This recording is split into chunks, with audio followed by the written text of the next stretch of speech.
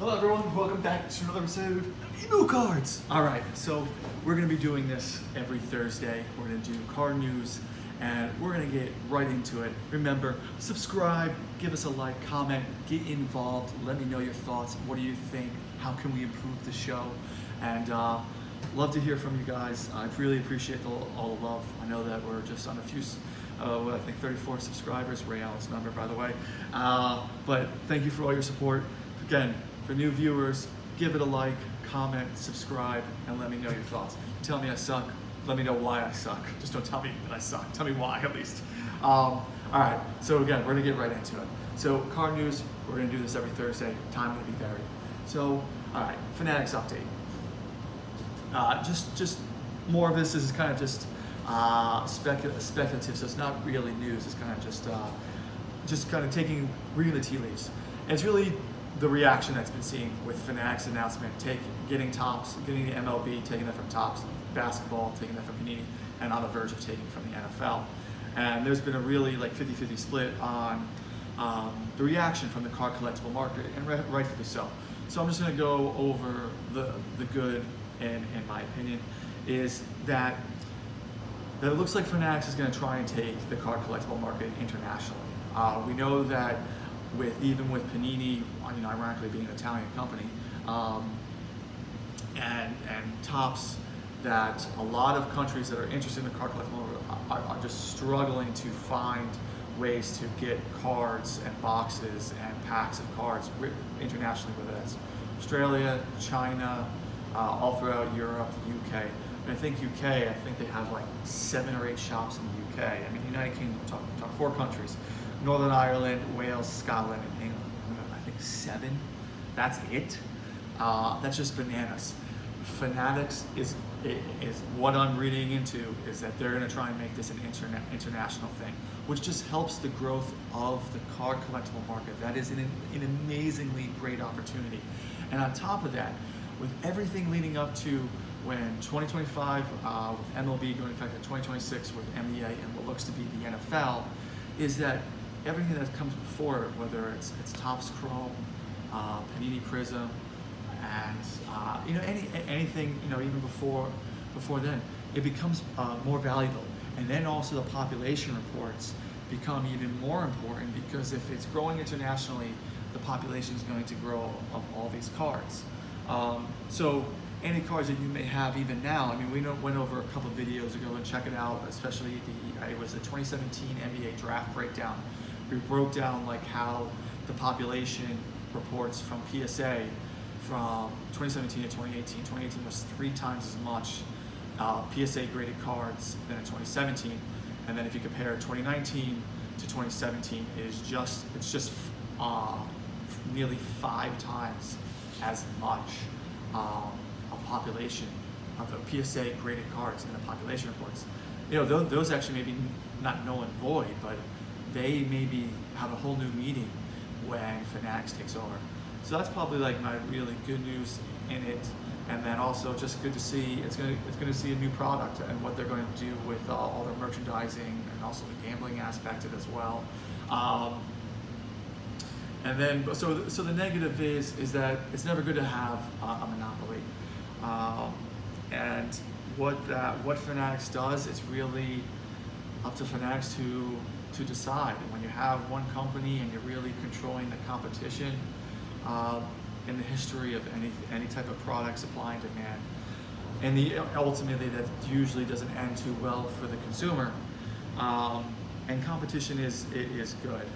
So ironically enough, to kind of rebut my own point and play devil's advocate, in the 1990s when Score is still around obviously, but in the Junction era, like a big thing that happened is that after especially 1990 when Topps had the total control of baseball, and then started to, even in basketball when it was just Topps, and then Fleer came into it, Upper Deck and whatnot, then it just exploded in the late 80s and early 90s. It just got crazy, just overproduction. 1990 Score, when this box was coming out, it was just being produced, marketed as the end all be all, you can't miss out, incredible cards, Amazing investment advice. It was the second coming of the card collecting market. It was the second coming of Honus Wagner. Ridiculous analogy, but anyway. I mean, but they ridiculously overproduced this.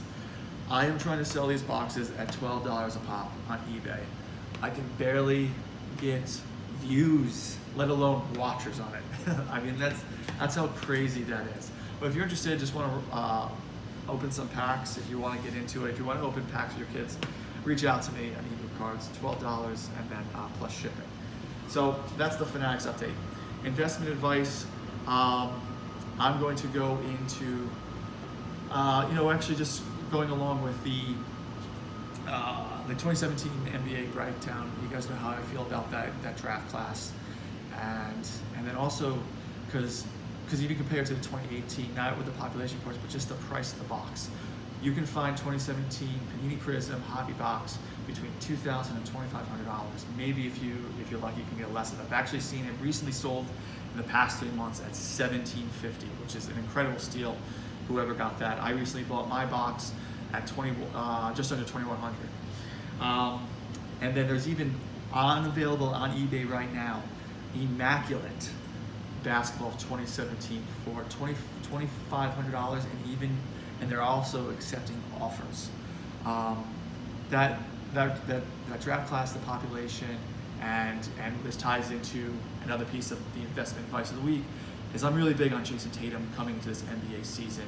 Everyone's paying attention to football right now. Go look at Jason Tatum. He had a really weird end of the 2020 season because he got COVID, really never felt the same. And he still felt lingering effects even into the 2021 season, and really said that he didn't feel good until really February, March of the 2020-2021 season. And you saw when he really got into a form, dropping 60 points in the playing game, dropping 50 points in a playoff game. And there isn't too many people that have done that. And it was on a Boston team that really just fell apart. They had no backbone. They stopped listening to Brad Stevens. Now the good news for them is that they do have a new coach. Brad Stevens came as the president. I think it's just new flesh and blood. Al Horford's coming back. They got rid of Kemba Walker, who just was another miss for them. And then the other thing that's bad for them, as Boston Celtics goes, is that the East is just tremendously better. But I think Tatum is undervalued because he's had 2 seasons where you see the talent, you see the flashes. It was inconsistent, but there is a legitimate reason why. He had really strong adverse effects to COVID-19. He's been open about it, he's talked about it, and you saw how he started to play after he got over it. So he has a full off season, go into the season, new blood, new team, kind of team environment per se.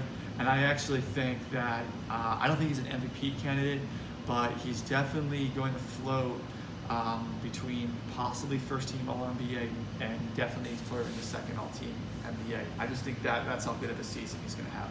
So that's my investment advice of the week. PSA update. If you don't already, look up Retro Hoop Collectibles on YouTube. Subscribe to him. I think he's actually the best in the card collectible because he just uses empirical data to try to end any speculation. He speculates on some things, but his speculation is based upon empirical data and kind of reading, between the lines. And every week and every Wednesday, he goes through the PSA website and sees how much they're grading per week.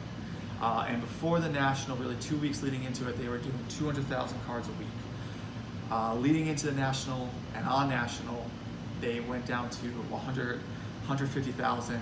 The week after, they went down to 130. They're at 140 right now. So you just look about, they were starting to do consistently 200,000.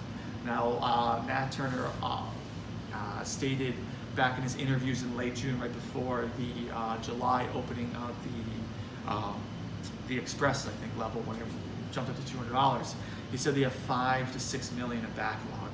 So just doing some simple math, it's August 26th right now. At this rate, and whatever new cards that they're getting, we don't know that. They're probably not going to open any services until 2022. And what even they're open up then, we do not know. We have no idea what PSA is, and it does two things. It leaves us all in peril because PSA is still the king. No matter how much that I dislike of how they've been doing things and how they've been communicating, they're still the king. I still have a bunch of cards that I want to send to PSA. Their cards aren't good enough to send the PSA at this point in time, especially with their inconsistencies. And that's also a possibility why those numbers went down. I actually think it's just due to the national and them adjusting to everything because they bought gold in, they're going through changes themselves. So it could be a vast different reasons, but ultimately for us, the card collectible customers, we can't afford to send our prices unless you really your raw cards at least start at $600. That's the only time it's really worth it. If they're worth $600 raw, maybe $500 raw, that's just nuts. So number two of that is, does this open the door for SGC? Because as time goes along, people are going to see SGC cards more and more and more and more graded and on eBay and being sold on my slabs, and they become more of a footprint and start to creep up the line. I don't think they will ever catch PSA. I really don't. As much as I love SGC, but I think that gap may close even more. And Ronaldo the City, as you guys know, I opened, especially in the first two series of the Ripping Drinking Game. I've done Toxchrome, UEFA Champions League, and then I did the Soccer Chronicles on Tuesday. Cristiano Ronaldo moves from Juventus to Manchester City. It's pretty much a done deal by this point in time. I don't know the contract terms, how many years. I'm interested to see how Manchester United reacts because it's amazing that someone that was the best player in a Manchester United team that helped them win 1 Champions League and 3 Premier League titles is now going through the arch rival. And really, this is another way for City to try and stick it to United because ever since 2012, Manchester City has clearly had the upper hand because I think United has only won 1 title and actually won the year after that City won their first title in nearly 50 years. But I would pump your brakes, United fans, if you're going to say, I don't think this is as Ronaldo helping City as much as people think. And the reasons are this. Ronaldo's 36, he's going to be turned 37 very soon. He's played in Serie A since 2018. Very slow league, not as physical. English Premier League is the most physical, the quickest league out there. In my opinion, it's the most competitive, the toughest league to play in. And the way that Manchester City plays, I think it really doesn't suit Ronaldo very well. I think with the way Pep may play this is that he just may be a super sub. But I don't know because City don't have a striker. And for Juventus to really sell him for £30 million, that's really not a steep price. And City really didn't look at him until officially Harry Kane said he was going to stay at Tottenham for another year. So, but to kind of tie this into the card collectible market, it's going to be awesome to see Cristiano Ronaldo on Premier League cards, Panini Prism, even in the Topps UEFA Champions League cards. Those autos, because it may just be 1 year. They may be very rare, very unique cards to get, especially if you get any of his number cards or if you get any of his autos. It's going to be, I actually think that's going to help the soccer card collectible market tremendously because people love the Premier League. Besides getting into, first it's like the World Cup, the Euros did very well, especially Euro Select did very, very well. And then it goes into the Champions League, and then it goes to the Premier League as in card collectible interest and also value. So now with Ronaldo there, it's just gonna be really cool to see him. I think I'm actually gonna probably try and rip a decent amount of cards, even though that's not the best investment advice, but as a card collectible, it's a really cool opportunity. So that's gonna end the card news. Sorry it's a little bit long today, but if you like this video, give this video a like, please.